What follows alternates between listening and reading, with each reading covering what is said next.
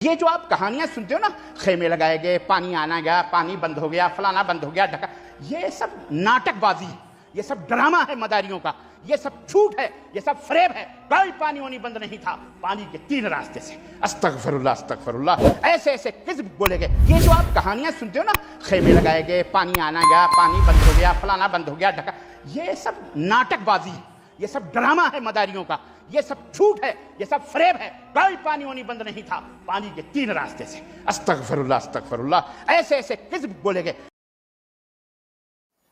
علی بھائی، پہلا سوال آیا کہ امام حسین علیہ السلام کو شہید کرتے ہوئے جو زخم لگے، ان کی جو گنتی شیعہ ذاکرین کی طرف سے بتلائی جاتی ہے، ان کی کیا حقیقت ہے؟ سنیوں کا موقف کیا ہے کہ حسین علیہ السلام پر کتنے مظالم ہوئے تھے؟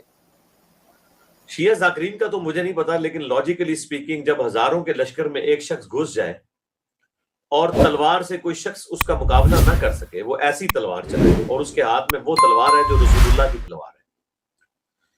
بخاری مسلم دونوں میں حدیث ہے، امام زین العابدین جب شام سے واپس آئے تو ان کے پاس نبی علیہ السلام کی وہ تلوار تھی جو حضرت حسین کی شہادت کے بعد ان کے پاس آ گئی۔ امام سجاد جو کہ بیٹے تھے ان کے، تو مسور ابن مخرمہ آئے، انہوں نے کہا حضرت یہ آپ مجھے دے دیں، مجھے لگتا ہے کہ یہ حکمران آپ پہ غالب آ جائیں گے، آپ سے چھین لیں گے۔ ان کا میں یہ نہیں دوں گا۔ اور وہ تلوار وہ تھی جو رسول اللہ کی تلوار، اس میں الفاظ ہیں یہ رسول اللہ کی تلوار جو مولا علی کے پاس رہی، اور مولا علی نے جنگ جمل صفین اور نہروان رسول اللہ کی تلوار کے ساتھ لڑی ہیں، اور وہ تلوار پھر مولا حسن کے پاس آئی، پھر مولا حسن سے مولا حسین کے پاس۔ کربلا بھی مولا حسین نے اس تلوار کے ساتھ لڑی ہے، وہ رسول اللہ کی تلوار صلی اللہ علیہ وسلم۔ دیکھ لیں جی کس تلوار کے خلاف کون لوگ کھڑے ہوئے ہیں۔ تو وہ کوئی سامنا کر تو نہیں سکتا تھا لڑائی میں، تو پھر تیر انداز مقرر کیے گئے سینکڑوں کی تعداد میں، جنہوں نے آپ پہ تیر چلائے، وَلِعَوْذُ بِاللَّهِ تعالی، یہاں تک کہ آپ زخموں کی تاب نہ لا کر زمین پر گر پڑے، پھر جا کے تلوار کے ذریعے وار کیا گیا اور آپ کا سر کاٹا گیا، وَلِعَوْذُ بِاللَّهِ تعالی۔ کہ لوگوں پہ اللہ کی لعنت، اللہ کے فرشتوں کی لعنت، تمام لعنت کرنے والوں کی لعنت جنہوں نے حسین ابن علی کے ساتھ یہ کیا۔ اور پھر وہ جو صحیح بخاری میں 3748 ہے کہ پھر وہ سر کاٹ کے عبید اللہ ابن زیاد کے سامنے تشت میں رکھا گیا، اور وہ چھڑی مارنے لگا اور ان کے حسن میں کلام کیا، تو انس ابن مالک نے کہا کہ سب سے زیادہ رسول اللہ کے ہم شکل حسین ابن علی تھے، صحیح بخاری 3748۔ تو میں بہت بڑا جملہ بولنے لگا ہوں، شیعہ ذاکرین جو کچھ بیان کر رہے ہیں نا حضرت حسین کی شہادت اور ان کو لگے ہوئے زخم، ریالٹی اس سے بھی زیادہ ہولناک ہے۔ جب سینکڑوں لوگوں کے تیر چلائے جائیں تو جسم میں کوئی 1 انچ بھی جگہ باقی نہیں رہے گی کہ جہاں پہ سیدنا حسین ابن علی کو زخم نہ لگے۔ تو میں تو کہتا ہوں اس سے زیادہ زخم ہے جتنا وہ بیان کرتے ہیں۔ جی نیکسٹ۔ جی علی بھائی، نیکسٹ کوشچن ہے کہ حضرت زینب علیہ السلام کو السلام اللہ علیہ کو یزید کے دربار میں پیش کیا گیا اور اس کے بعد قید میں رکھا گیا؟ بس یزید کے دربار میں جب پیش کیا گیا اور ان کے خطبے کی جو ہیبت تھی، اس کے بعد الٹیمیٹلی یزید کو پھر ان کو روانہ کرنا پڑا، پھر وہ مدینہ شریف واپس آ گئی تھی۔ امام سجاد انہی کے ساتھ آئے تھے۔ بخاری مسلم میں ذکر موجود ہے نا کہ مقتل حسین سے جب شام سے واپس آئے امام زین العابدین تو ظاہر ہے پھر بعد میں مدینہ شریف آ گئے تھے، اور امام زین العابدین تو خیر مدینہ شریف میں ہی فوت ہوئے، ان کی قبر مبارک بھی وہیں پہ موجود ہے۔ وہ اکٹھی قبریں تھیں، ان کے اوپر ایک بہت بڑا گنبد بھی تعمیر کیا ہوا تھا۔ سیدہ فاطمہ کی قبر مبارک، اس کے ساتھ سیدنا حسن ابن علی کی قبر، اور اس کے ساتھ پھر امام زین العابدین کی اور امام باقر علیہ السلام کی، یہ قبریں ترتیب سے ہیں، اکٹھی ہیں۔ بقی غرقت کے قبرستان میں انٹر ہوتے ہی رائٹ پہ آپ دیکھیں گے ایک کافی زیادہ جھمگٹا لگا ہوتا ہے لوگوں کا، باہر سے زنجیر سے روکا ہوا ہوتا ہے، وہ ساری وہاں پہ قبریں تھیں۔ تو باقی سیدہ زینب جو ہے ان کی قبر پھر شام میں، کیونکہ پھر بعد میں شام شفٹ ہو گئی تھی، تو بعد میں ان کو دربار میں پیش کرنے کے بعد شاید چند 1 دن رکھا ہو، اتنی تفصیلات تو مجھے نہیں پتا، لیکن یہ الٹیمیٹلی کہ انہوں نے پھر ان کو وہاں سے روانہ کر دیا تھا۔ ظاہر ہے کہ پھر وہ زیادہ عرصہ تو ایسے نہیں رکھا جا سکتا تھا، تو ایک ریونج والا معاملہ بھی تھا. پھر وہ دیکھیں نا بعد میں آیا نا مختار سقفی، پھر بعد میں آیا نا اور اس نے پھر بدلہ لیا. جی نیکسٹ. جی علی بھائی اگلا سوال ہے کہ کربلا کے بعد بیبیوں پہ جو ظلم ہوا قیدی بنا کر لے گئے، کیا یہ تاریخ بکس میں سچ لکھی ہیں؟ اگر ہیں تو کون سی بکس میں؟ سب یہ لکھنا اور کائنڈلی بتا دیں. جی آپ تاریخ ابن کثیر پڑھ لیں، تاریخ تبری پڑھ لیں، اردو میں یہ آ چکی ہوئی ہے. تاریخ الخلفاء پڑھ لیں، اس میں بھی تھوڑا بہت ذکر ہے، اتنی تفصیل کے ساتھ نہیں، لیکن ابن کثیر میں اس میں مل جائے گا. اور پھر اسد الغابہ صحابہ کی جو سیرت کے اوپر لکھی گئی ہے، الاستیاب ابن عبد البر کی کتاب، یہ سارا کوئی موجود ہے. ظاہر ہوا ہے بالکل قیدی بنا کے لے گئے، سر مبارک کاٹ کے شام تک لے کے گیا، ڈیٹرس کے لیے عراق سے شام تک لے جایا گیا نیزوں پہ چڑھا کے، تاکہ رعایا میں کسی کی جرت نہ ہو بدلہ لینے کی. بعد میں ڈر جائیں گے نا لوگ. مجھے بتائیں آج ایک سیاسی حکومت دوسرے سیاسی جماعت کے لیڈرز کے اگر سر کاٹ کے نیزوں پر پورے پاکستان میں پھیرائیں حکومتی لیول کے اوپر، تو کسی کی جرت ہوگی؟ یہاں چھوٹے چھوٹے معصوم بچے کو غلطی میں کوئی ٹرینڈ چلا دیتے ہیں، کوئی اس طرح کر لیتے ہیں، ان کو پھر لاتے ہیں جا کے، ان کے ماں باپ بھی معافیاں مانگتے پھرتے ہیں. اس کے اگینسٹ اگر اس قسم کی کوئی ایکٹیویٹی پرفارم کی جائے تو آپ دیکھیں کیا ڈیٹرس ہوگی. ڈیٹرس ڈالنے کے لیے انہوں نے سب کچھ کیا، بالکل کیا ہے، اس پہ تو کوئی دوسری رائے نہیں. نیکسٹ.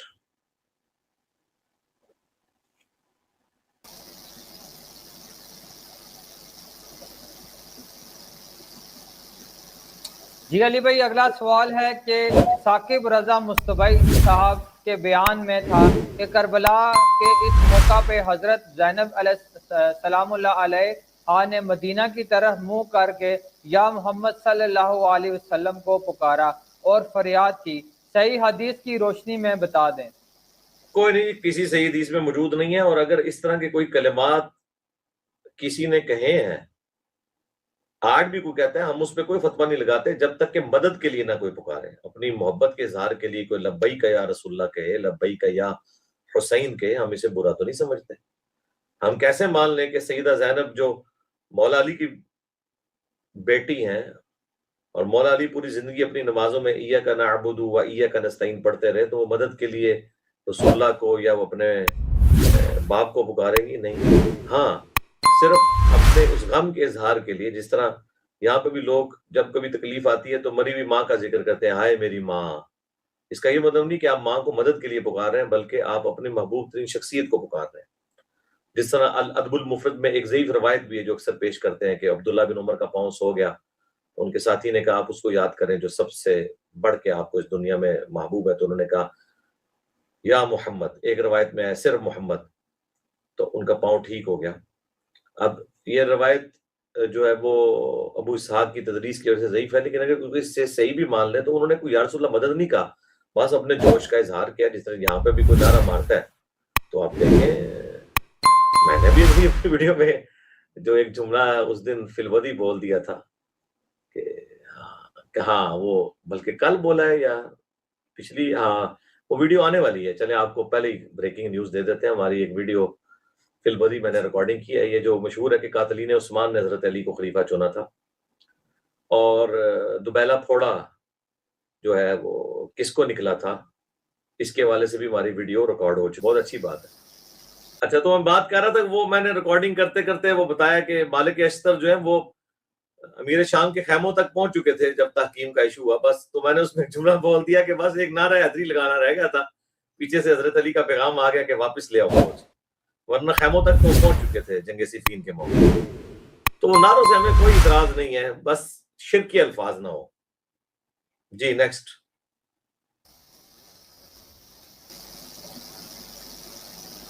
جی علی بھائی اگلا سوال ہے کہ ایک مسلمان کا حضرت معاویہ رضی اللہ تعالیٰ عنہ اور حضرت علی علیہ السلام کے بارے میں کیا عقیدہ ہونا چاہیے؟ بس یہی لکھیں حضرت معاویہ اور حضرت علی سے متعلق یا یزید سے متعلق عقیدہ، تو میری ویڈیو کھل جائے گی. عقیدہ یہی ہے کہ دونوں صحابی ہیں، اور مولا علی علیہ السلام جو ہے وہ خلیفہ راشد ہیں، اور ان کے جو مخالفین ہیں وہ سیاسی طور پر انہوں نے خلیفہ راشد کے خلاف بغاوت کی ہے، اس پہ غلطی پہ تھے. باقی ان کی جو آخرت کا فیصلہ ہے وہ دنیا میں نہیں ہوگا، وہ اللہ نے کرنا ہے. تو دنیا میں بیٹھ کے کسی کے اوپر فتویٰ نہ لگائیں، آپ سیدنا علی رضی اللہ تعالیٰ عنہ کا دفاع کریں اور ان کے مخالفین کے لیے بھی دعائے کلمات کہیں. غلطی اپنی جگہ غلطی ہے. جی نیکسٹ.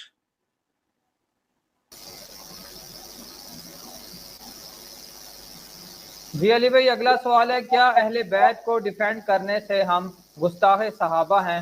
تو کیا جو اہل بیت کے خلاف صحابہ کا غلط ڈیفینڈ کرنا اہل بیت کی گستاخی نہیں؟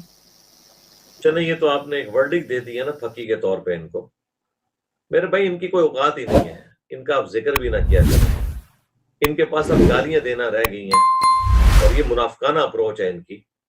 نبی اسلام نے فرمایا نا منافق کی 4 نشانیاں ہیں: بات کرے گا جھوٹ بولے گا، امانت رکھو گے خیانت کرے گا، وعدہ کرے گا توڑ دے گا، عہد شکنی کرے گا، اور جب جھگڑا ہوگا گالی گلوچ پہ اتر آئے گا.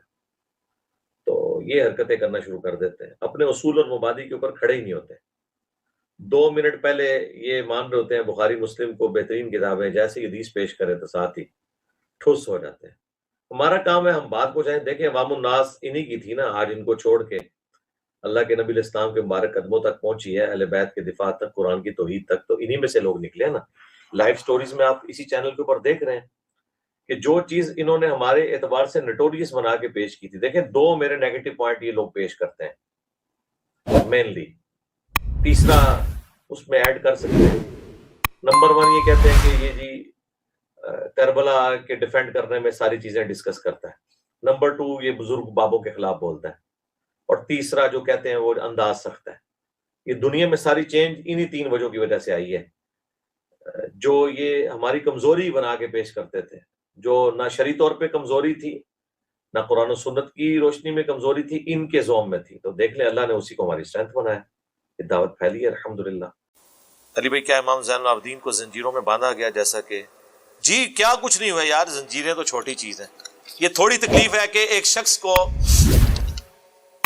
اپنی ٹین ایج کے اندر اس حال میں کربلا سے شام کا سفر کرنا پڑ رہا ہے، سینکڑوں کلومیٹر کا، کہ اس کے باپ کا سر نیزے پہ ہے ساتھ. وہ ان کے کئی ہفتے کس سولی پہ، وہ صرف حضرت حسین کا سر سولی پہ نہیں تھا، وہ امام زین العابدین بھی سولی پہ ہی تھے.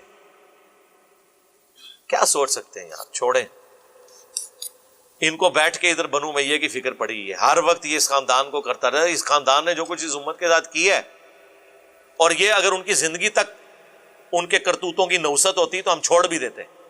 آج امت میں جو اتنے فرقے بنے یہ سب بنو امیہ کی وجہ سے بنے. آج اگر آپ امیجن کریں کہ یہ سنی شیعہ دراڑ نہ ہو، امت یوں ہے. پوری دنیا کی جنگیں پالیٹکس مسلمانوں کی ساری سنی شیعہ ہے، اسی کے اوپر چل رہی ہے. سارے حکمران اسی طرح ہی کرتے رہے.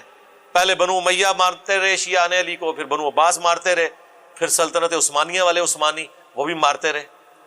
جنگیں رہی، ایک دوسرے کو مارتے رہے. پھر شیعہ کو حکومت فاطمیوں کو مل گئی، ان کے اپنے معاملات تھے. صحیح مسلم میں جو حدیث ہے 240 علی سے محبت نہیں رکھے گا مگر مومن، علی سے بغض نہیں رکھے گا مگر منافق. اس حدیث کے حساب سے تو حضرت معاویہ کا مولا علی سے کس درجے کا بغض تھا. اس کے بارے میں میں کافی دفعہ بول چکا ہوں کہ جو شخص بھی دشمنی یا بغض رکھے اس کا یہ مطلب نہیں ہے کہ اس کو اس سے ذاتی کو دشمنی ہو گئی ہے. اس کو تعویل کی غلطی بھی لگ سکتی ہے، دنیا کی محبت کا غلبہ بھی ہو سکتا ہے. حضرت معاویہ کی تو آپ کو مثال ویسے ہی سمجھ نہیں آئے گی. ظاہر ہے کہ اس کے بارے میں تو ایک بڑی زیادہ احادیث اور پھر ہارڈ لائن آپ لے لیں گے. میں آپ کو کہتا ہوں ان کو تو چھوڑ دیں. سیدہ عائشہ جو تھی سلام اللہ علیہا، کیا انہوں نے حضرت علی سے جنگ نہیں کی ہے؟ تو ہم کیا کہیں گے کہ وہ مومنہ نہیں تھی؟ جبکہ بخاری میں عمار ابن یاسر کا خطبہ موجود ہے کہ عائشہ دنیا اور آخرت میں تمہارے نبی کی بیوی ہیں، یعنی ان کا مرتبہ کم نہیں ہوا. عمار ابن یاسر سے بڑا کوئی شیعہ ہے نا اس زمانے کا یا آج کا تو کلیم کرے ذرا. کوئی بھی کلیم نہیں کر سکتا. جو حضرت علی کے اتنے خاص ہیں کہ وہ کوفے میں ان کو بھیج رہے ہیں حضرت حسن کے ساتھ کہ آپ جا کے لوگوں کو آمادہ کریں کہ یہ جو حضرت عائشہ طلحہ اور زبیر آ رہے ہیں ان کے اس فتنے کو آپ نے روکنا ہے، جنگ جمل جو ہو گئی بعد میں. لیکن آخرت میں مرتبہ انہوں نے کم نہیں کیا. تو اس میں کیا الفاظ ہیں؟ اللہ تمہیں آزمائے گا کہ تم عائشہ کی اطاعت کرتے ہو یا اللہ کی اطاعت، کیونکہ اس وقت خلیفۃ المسلمین کی اطاعت اللہ کی اطاعت ہے. حضرت عائشہ کا جو وہ خلیفہ وقت کے خلاف خروج ہے اس کو عمار ابن یاسر نے ان کے بے ایمان ہونے سے تشبیہ نہیں دی، نہ اسے بغض علی قرار دیا ہے، یہ قرار دیا ہے کہ ان کو گیون سرکمسٹانسز کے اندر ایک بات غلط سمجھ آئی ہے، کیونکہ اس زمانے میں علم غیب نہیں تھا نہ ہوتا۔ علم غیب جڑا تسی بنایا سی نا، وہ صحابہ کی جنگوں نے ہی بتا دیا کہ علم غیب تو شاہی کوئی نہیں رہا، ہاں وہ صرف انبیاء کا خاصہ ہے، انہیں اللہ تعالیٰ علم الغیب دیتا ہے۔ وَمَا كَانَ اللَّهُ لِيُطْلِعَكُمْ عَلَى الْغَيْبِ، تمہاری کیا اوقات ہے کہ اللہ تمہیں غیب پر اطلاع دے، وَلَكِنَّ اللَّهَ يَجْتَبِي مِن رُسُلِهِ مَن يَشَاءُ، اللہ چن لیتا ہے اپنے رسولوں میں سے جسے چاہتا ہے۔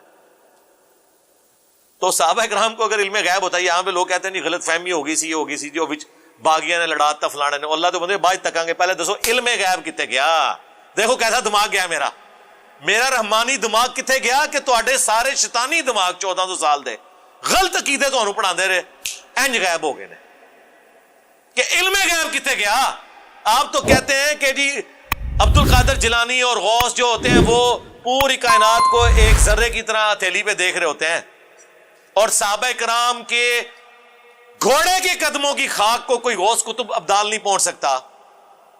ہاں ہن دسو علم غیب کتے گیا، دل دا حال جاننا کتے گیا؟ کیوں نہیں حضرت عائشہ کو حضرت علی کے دل کا حال پتا چلا؟ حضرت زبیر تو جنگ میں آگے، حاکم میں اور مسند احمد میں آتا ہے حدیث بھی بھول چکے تھے، حضرت علی نے یاد کروایا کہ یاد ہے زبیر، حضور نے تجھے کہا تھا تو ظالم ہوگا جب تو علی سے لڑ رہا ہوگا، تو وہ گھوڑے کو ایڑی لگا کے وہاں سے نکل گئے، ان کا میں بھول گیا تھا۔ وہ قرآن میں آیا، حضرت یوسف کا صحابی بھول گیا تھا، 9 سال بعد اسے یاد آیا۔ حضرت یوسف نے کہا تھا نا جب تم آزاد ہوئے تو بادشاہ سے میرا ذکر کرنا، 9 سال بھول گیا، اتنا بڑا واقعہ بھول گیا۔ جس بندے کی بشارت پہ وہ قید خانے سے نکلا، پھانسی کی سزا اس کی ختم ہوئی، کوئی چیز نہیں بولنی چاہیے تھی تو یہ تھی، یہ بہت بڑی چیز ہے، قرآن میں رپورٹ ہوئی ہے۔ تو حضرت زبیر بھی بھول گئے، جنگ چھوڑ گئے، حضرت طلحہ بھی جنگ چھوڑ گئے، مروان نے ان کے گھٹنے میں تیر مارا، حاکم میں آتا ہے وہ بھی شہید ہو گئے۔